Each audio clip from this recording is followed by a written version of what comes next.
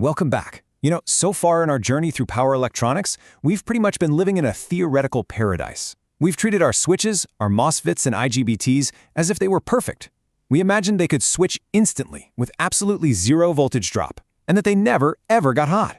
Well, today, we're leaving that paradise behind because reality is about to set in. Real-world components are, well, they're messy. They have physical limitations, and most importantly, they generate heat. And here's the thing. If you design a power converter using only that ideal theory, it might look fantastic on paper. But when you go to build it in the lab, it's probably going to overheat, underperform, or maybe even just fail spectacularly. So this explainer is all about the essential support systems that make power electronics actually work out here in the real world. Okay, let's just dive right into the core of the problem.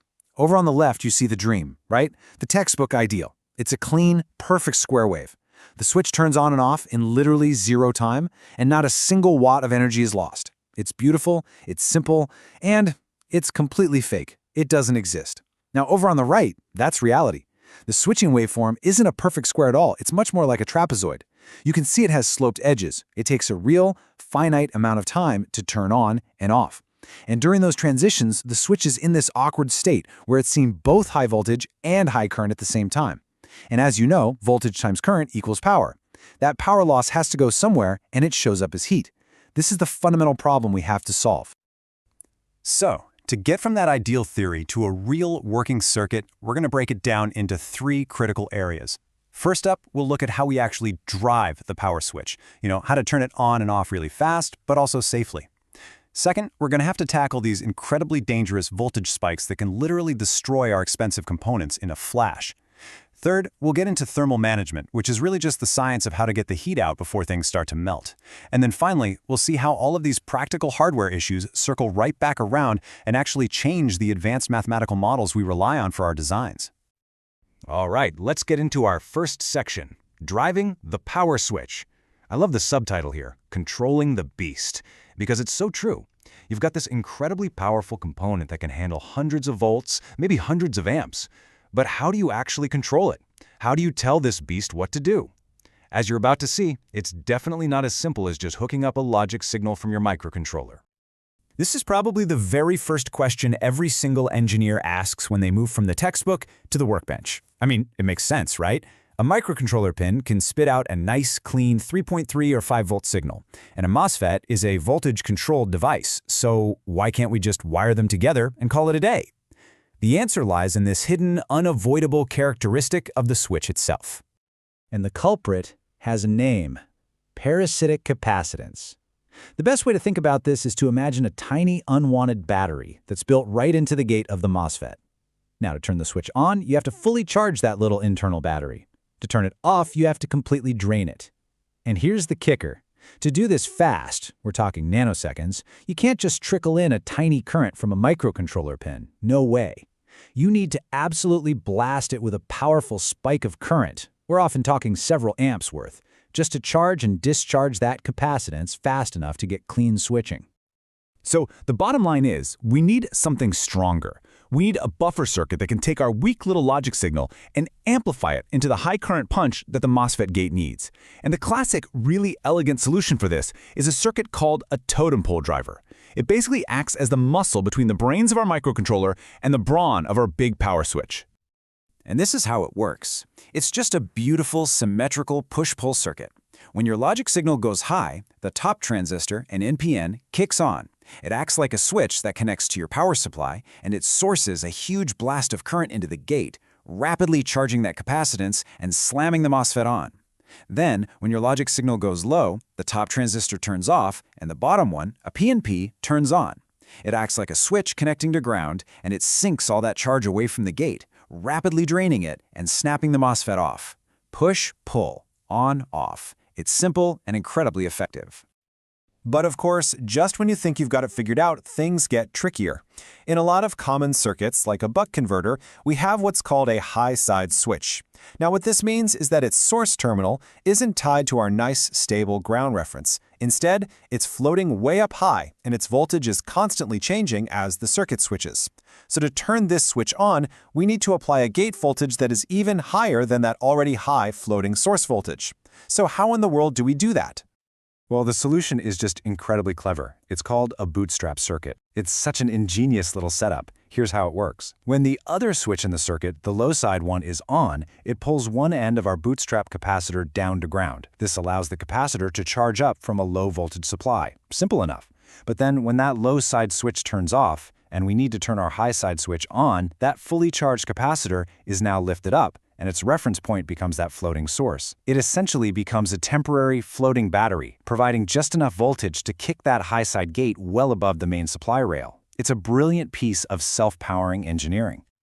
So, we've figured out how to turn our switches on and off effectively, even the tricky high side ones.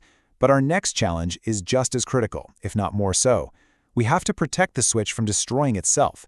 See, whenever you're switching an inductive load, and that means pretty much any motor, transformer, or solenoid, you create a new and very serious danger.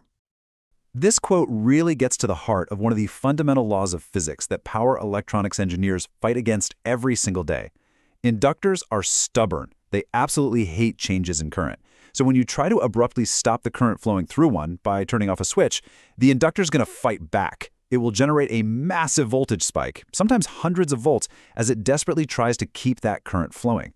And that spike can easily exceed the voltage rating of your transistor, killing it instantly. So, to deal with this potentially catastrophic energy, we introduce something called a snubber circuit. The name is just perfect. It literally snubs out that voltage spike. Its entire job is to provide a safe alternative path for that inductive current to go at the exact moment the main switch turns off, allowing us to manage that energy safely. Let's just walk through exactly how this works step by step. As our main switch starts to turn off, its resistance starts to go way up. The current, which is always looking for the easiest path, suddenly sees a new, better option through the snubber circuit's diode and into its capacitor, so the current diverts. The capacitor starts to absorb all that inductive energy. Because the capacitor is charging, the voltage across the switch rises slowly and controllably instead of spiking violently. Then, once the switching event is over, that stored energy in the capacitor is slowly bled off and safely turned into heat in a simple resistor. It's beautiful. Now, this is a really crucial point. A snubber circuit doesn't make the energy magically disappear. The loss is still there. But what it does, and this is the genius of it, is it moves where that loss happens. Instead of letting all that energy erupt as a destructive burst of heat inside our very expensive, very sensitive transistor, we redirect it, we catch it, and then we burn it off in a cheap, durable, and easily replaceable resistor. It's a classic, brilliant engineering trade-off that sacrifices a little bit of energy to protect the most valuable component in the circuit. And we can actually visualize this protection using a special chart that comes in the component's datasheet. It's called the Safe Operating Area, or SOA.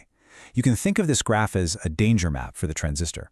It shows you every combination of voltage and current the device can handle without being damaged.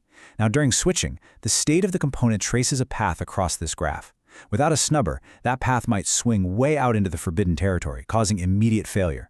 The snubber's job is to literally reshape that path, to pull that trajectory back deep inside the safe region, ensuring the device survives not just once, but millions and millions of switching cycles.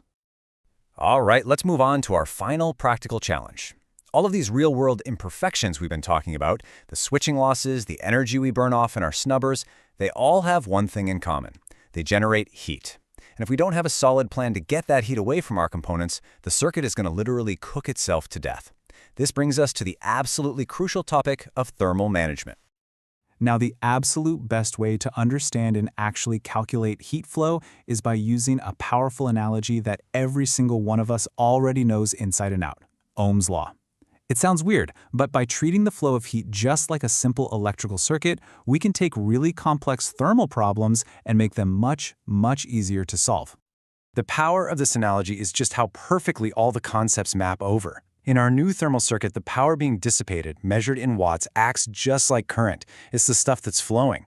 The temperature, measured in degrees Celsius, acts just like voltage. It's the pressure or potential that's driving the flow. And of course, the opposition to that flow of heat is something we call thermal resistance, or R theta, and it acts exactly like electrical resistance.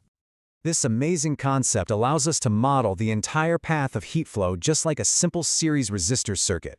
Think about the journey the heat has to take. It starts at its source, the tiny silicon junction, then it has to travel out through the component's case. Then it has to cross the interface, maybe some thermal paste, to the heat sink, And then finally, it has to travel from the heat sink out into the surrounding air. Each one of these steps has its own thermal resistance. So by adding them all up in series, we can use our Ohm's law analogy, which is the formula you see right here, to calculate the final and most critical temperature of the silicon chip itself. But hang on, what if the power isn't a constant steady flow?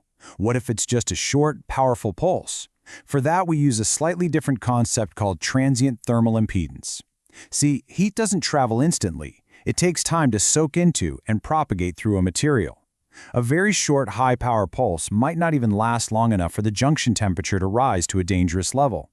This impedance value, which manufacturers provide, accounts for the thermal mass of the device, its ability to soak up heat, and helps us calculate the peak temperature for these non-constant, pulsed loads.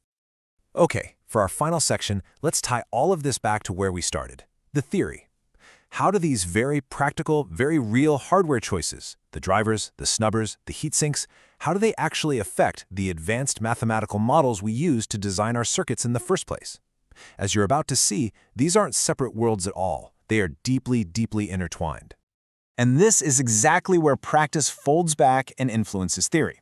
Let's take the Fourier series, which is a tool we use to break down waveforms into their component frequencies. Our real trapezoidal wave, with its slower, sloped edges, actually has less high-frequency content than a perfect square wave. Now, that's good news because it reduces high-frequency noise and electromagnetic interference, or EMI. But those slow transitions are precisely what creates switching loss and heat. So we have a direct mathematical trade-off between efficiency and noise. And then you have something like state-space averaging. These complex models often assume a perfect, uninterrupted duty cycle. But in the real world, our gate drivers have to insert a tiny dead time, a moment where neither switch is on, to prevent a catastrophic short circuit. This little blanking period effectively changes the duty cycle, and our math has to account for that very real hardware limitation if we want to get accurate results. So there you have it. We've seen that bridging that huge gap from the clean, perfect world of theory to the messy reality of the workbench really requires these three crucial support systems. You need robust drive circuits to overcome that pesky capacitance. You need clever snubber circuits to manage dangerous energy spikes. And you need careful, calculated thermal design to make sure your silicon doesn't melt. These are the details that separate a circuit that only works on paper from one that actually works, reliably in the real world. If this breakdown helped you to connect some of those dots between the theory and the practice, I'd really appreciate it if you considered subscribing for more deep dives just like this one. Liking it also really helps other engineers and students find the channel, but more importantly, I really want to make this a useful resource for you. So let me know in the comments. Are you struggling with heatsink calculations for your current project? Do you need a practical guide on how to do PCB layout for these high-speed gate drivers? Just leave a comment below with your questions or let me know what topic you think we should tackle next, and we can keep building this engineering resource together. Thanks for watching.